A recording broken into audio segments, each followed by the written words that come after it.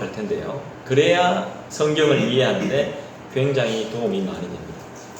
하나님은 하나님 나라의 모형을 보여주시기 위해서 어떤 일을 하셨습니까? 하나님 나라의 모형을 보여주시기 위해서 하나님께서 그리스도를 통해 하나님 나라의 모형을 보여주시기 위해서 하신 일이 있습니다. 오늘 1절과 2절에 보면 그게 반드시 드러나는데요. 어떤 일을 하셨습니까? 보시면 귀신들을 내쫓았습니다. 귀신. 우리가 설립 때도 말씀을 들었습니다만 이 안에 가짜가 있습니다. 가짜가 있는데 이 마귀가 있다는 말이죠. 귀신이 있다 이 말입니다. 그런데 참신이 나타나면 그 가짜는 어떻게 되겠습니까? 다 나가야 돼요. 진짜가 들어오면. 그러니까 우리가 잘 모른단 말이죠. 모르니까 이렇게 앉아서 듣고 있는데 가짜가 와가지고 막 설치는 겁니다. 막 진짜인 것처럼 자기가 다 경험한 것처럼 자기가 정말 잘하는 것처럼 막 이야기해요. 그럼 우리는 잘 모르니까 듣고 있는 거예요. 근데 진짜가 뒤에서 막 들어온단 말이에요. 그러면 가짜는 더 이상 말을 할 수 없는 거예요. 그때부터 버벅버벅 되는 거죠. 자, 예를 들면은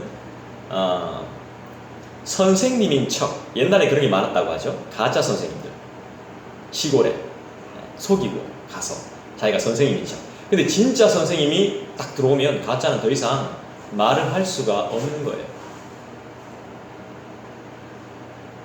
귀신만 내쫓았습니까? 병도 고쳤습니다. 병은 뭡니까? 병 들었다는 것은 일단 죽음을 말하는 겁니다. 이 시대에는 위생이 상당히 안 좋았습니다. 비누 하나 없어서 세균에 감염돼서 죽는 경우가 상당히 많았습니다. 면역력도 정말 약했습니다. 심지어는 치통 때문에 죽는 경우도 있었습니다. 병을 고쳤단 말입니다. 누가요?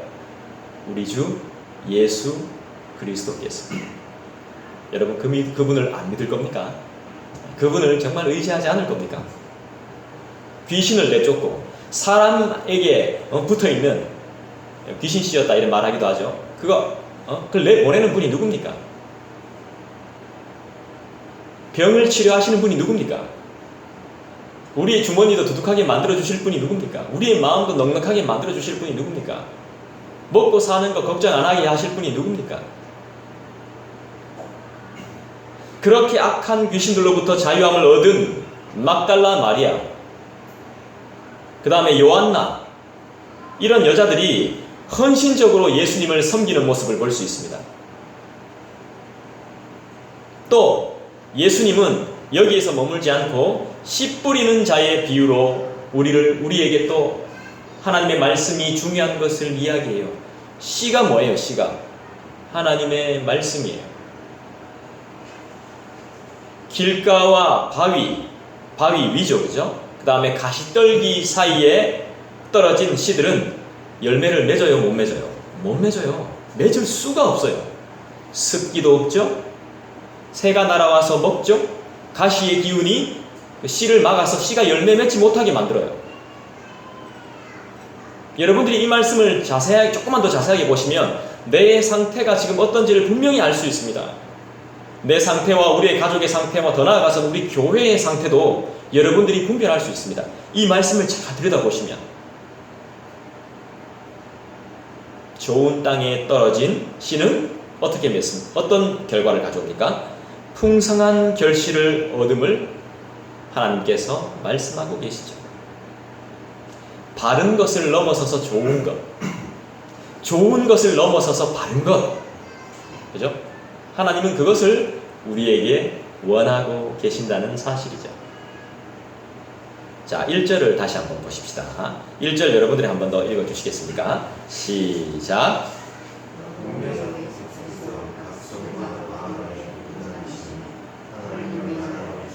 네, 됐습니다.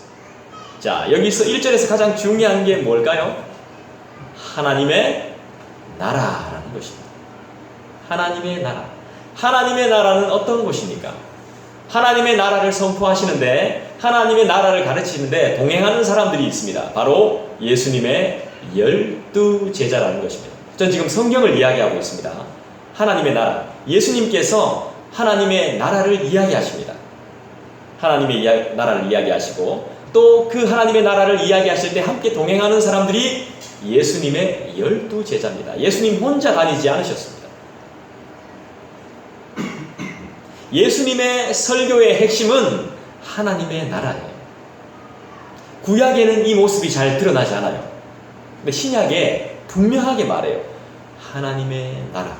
너희는 먼저 그의 나라와 그의 의를 구하라 하면서 예수님이 분명하게 말씀하세요. 예수님을 따라갔던 제자들, 직장과 가족까지 버려두고 예수님을 따랐습니다. 자기의 재산도 버려두고 예수님을 따랐습니다. 직장, 재산, 배 같은 거, 그죠? 그 다음에 가족.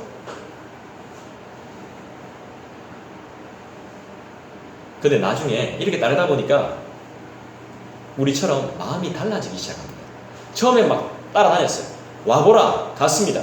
내가 주님 위에 죽겠노라. 내 주님을 전하겠노라. 열심히 한번 해보겠노라. 따라갔습니다.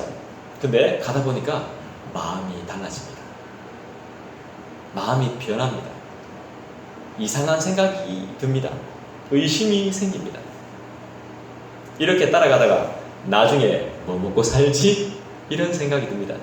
이렇게 따라가다가 여기 충성하다가 내 삶은 어떻게 되는 거지? 갑자기 중요한 걸 잊어버리게 됩니다. 하나님의 나라를 잊어버리게 돼요.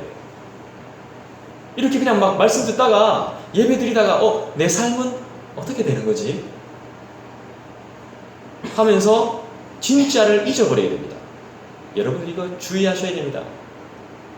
눈에 보이는 거 막 쫓다가 눈에 보이지 않는 그 나라에 가야 되는데 그 나라를 잊어버립니다.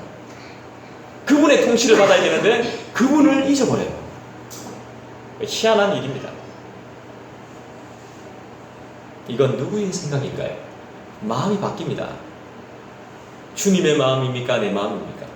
주님이 바뀐 겁니까? 내가 바뀐 겁니까? 주님이 의심하시는 겁니까? 내가 의심하는 겁니까? 우리가 그리스도를 닮아가야 한다고 말하지만 결국에는 뭐예요? 외모를 닮아가는 게 아니죠. 그분의 성품을 닮아가는 거죠. 그분의 인격을 닮아가는 거죠. 그분의 위격을 닮아가는 거죠. 그죠? 그분을 닮아가는 거잖아요. 근데 그분을 잊어버려요. 그 변함없으심을. 그러니까 우리는 그분의 불변하심을 온전히 닮을 수가 없습니다. 눈에 보이는 한계가 있기 때문에. 여러분, 제가 주부를 가지고 제 얼굴만 가려도 여러분은 지금 제 표정이 어떤 표정인지 몰라요. 그죠? 저도 여러분들이 지금 어디에 앉아 계신지 알 수 없습니다. 이렇게 가리면. 우리는 이렇게 어떻게 보면 아주 한계가 많은 존재들이죠. 이러한 제자들에게 예수님은 그의 나라를 구하면 나머지 것들은 자연스럽게 채워주겠다라고 말합니다. 믿습니까? 그의 나라를 구하면, 그의 의와 그의 나라를 구하면 다른 것은 자연스럽게 채워주겠다 이렇게 말씀하세요. 믿습니까? 주님께서 가르쳐주신 기도의 핵심이 뭐예요? 주기도. 여러분 요즘 주기도문을 계속 이렇게 묵상하시는지 모르겠지만 주기도문의 핵심이 뭡니까? 하나님의 나라가 이 땅에 이루어집니다. 이게 바로 주님께서 우리에게 가르쳐주신 기도의 핵심이에요. 핵심. 예수님이 부활하시고 40일 동안 제자들하고 함께 있으셨어요. 같이 예수님이 제자들과 함께 이렇게 생애를 보내시다가 십자가에 못 박혀 돌아가시고 부활하신 후에 40일 동안 그 다음에 그러면서 40일 동안에 무슨 일을 하셨냐 하면 3년 동안에 가르치신 것을 40일 동안 다시 한번 가르칩니다. 재교육을 하는 거죠. 그 말씀이 어디 있냐면 사도행전 1장을 한번 찾아보십시오. 사도행전 1장.